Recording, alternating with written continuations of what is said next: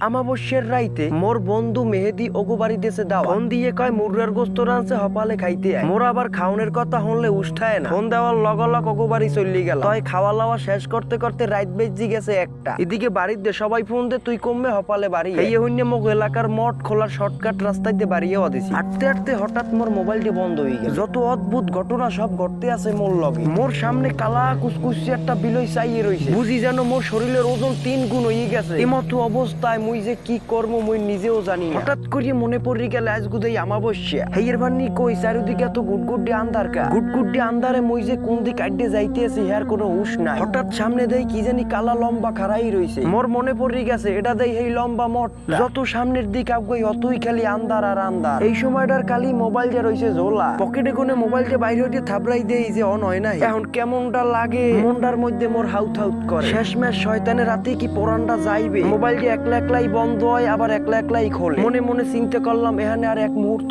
খারান যাইবে না। কোন রকমের গাছ গোছ আতাই উতাইয়ে বাড়ির দিক যাওয়াই লাগবে। হঠাৎ করিয়ে মনে পড়ে গেলে গত বছরের ঘটনাটা। ঠিক এই জায়গায় বইয়ে মিরাজ বাইরে শয়তানে লারা দিলে। আর এই দিনটাও আসলে আমাবস্যা। এবছর চালানের মোহে পড়ে গেলাম মুই। নিজের মনটারে পাথরের মতো শক্ত করে আডা দিলাম বাড়ির দিক। জিবাইলি হোক মোর বাড়ি পৌঁছতেই হইবে। হঠাৎ করে গাছের উপরে কেমন জানি একটা শব্দ হইলে